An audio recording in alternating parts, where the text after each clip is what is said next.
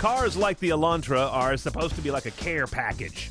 Not real tasty, but they keep you going. So who snuck in the box of truffles? Let's drive the 2011 Elantra GLS. It's all new, and check the tech.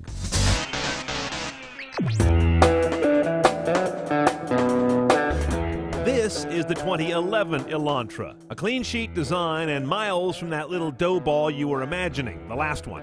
In a category crowded with Corolla, Civic, Mazda 3, Focus, Cruze, Sentra, and others, you gotta do something to stand out. Hyundai's trump card has always been value. Let's see how they play it. Now, the first thing they want you to notice inside an Elantra, and you should, is the exceptionally high level of materials and style for a car in this price class. For that matter, for a car in the next price class. It's really nicely done inside compared to the other econo boxes. You got nice finishes here and there, soft, multi-layer interiors. Now, the technology in this car is what's interesting. It can go from really bare to really quite nice. Really bare would be, according to the build site on Hyundai, air conditioning is optional. What? I've never seen a car with AC optional in years, but maybe it is. We do have the air conditioning system, but there's no automatic temperature control, for example. Here is the optional head unit because we have navigation. Now, don't get excited about the LCD being base. It's not that well equipped, but this is a pretty well-priced package. Here's your map screen. Good, not audacious, but the important stuff is done right. Clear and crisp. You have live traffic and more. You can get a list or see it on the map. As part of the navigation package, because we get a screen, they couple that with a rear view camera, which is pretty good image quality, fairly basic otherwise. Voice control on this car is for either the navigation, by pushing this button here, or for the Bluetooth hands-free, you can use that button, or as you also noticed, for the media system as well. Speaking of the media system, even the base rig on this car is 172 watts, kind of nice. 6 speakers that sound fine. AM, FM, and XM satellite radio. Then you've got the dual connector here with aux and USB using a special cable for iPod, iPhone, what have you. That, by the way, is stock on the base car even, without the upgrade to nav or the upgrade to better fidelity, which is like 360 watts and an external amp. You see my iPod shows up really nicely. This is one of the better, clearer systems. I mean, that's just clean design. And the menu, when you go into various things like sorting by songs or playlist or genre, moves really quickly.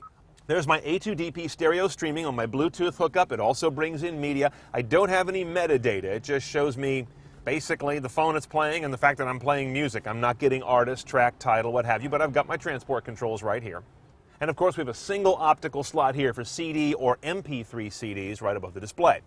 Now, by the way, that stereo Bluetooth streaming is optional, as is Bluetooth. One of the concessions in this car, along with no base air conditioning, like I believe that, is that it doesn't come with Bluetooth standard. You do have to option that in as part of a preferred equipment package. Now, on the GLS, the more basic of the two Elantras, you have a choice of gearboxes, a 6-speed manual or our 6-speed automatic, which is kind of pricey, as we'll talk about later, but it's got a shiftable gate here, no paddles on the wheel or anything, and you'll see an eco light on the dash from time to time. As I understand it, as of our shoot today, the 2011 Hyundai Elantras will have an eco light that just tells you when you're kind of basically off the throttle, driving very efficiently. Other cars, 2012 model year and going forward, will have a button called Eco Mode that is going to change the behavior of throttle response, transaxle, and shift points, things like that. So make sure you check that difference out if you go to buy one of these.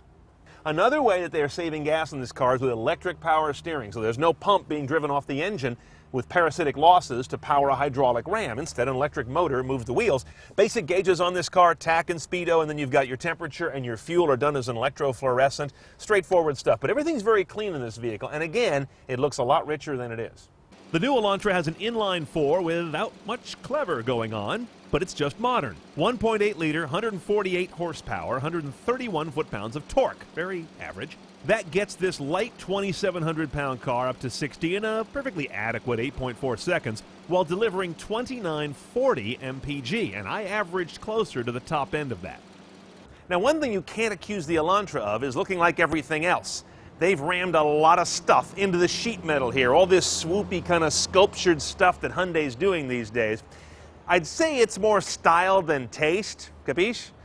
Part of that is because they've rammed all this into a much shorter frame. This kind of look is carried off much better on the Sonata because it's got a little more length. But the cardinal sin in this category is to look like an econo box. They avoid that, whether you think it's pretty or not. On the road, the Elantra's just a little gutless. I'd at least test drive the 6-speed manual, but it is smooth and of a piece, not the rattle box that was a Hyundai of yore. Shifting around in the transmission gate added a little snap, but the car wasn't missing enough in the first place to warrant that hassle. Just get in and get where you're going. Now note, the Elantra gets 40 highway MPG in every configuration, while the Cruise can do 42, and the Focus can get to 40 also, but they have to be ordered in special trim levels that are not base configurations. Okay, let's price this little guy. Starts off for a GLS, the base trim, at just under $18,000, but that's with a manual gearbox. If you want the automatic, which is also a 6-speed, with that eco mode, whatever that means on your model year, that's going to add a rather unconscionable $2,250. Very pricey for an automatic in this day and age, especially on a car of this caliber. Other options would include air conditioning. I don't really believe that. $550 for the preferred package. That's going to get you Bluetooth hands-free, Bluetooth streaming, steering wheel audio controls, 16-inch wheels, alloy wheels. These are nice upgrades for $550.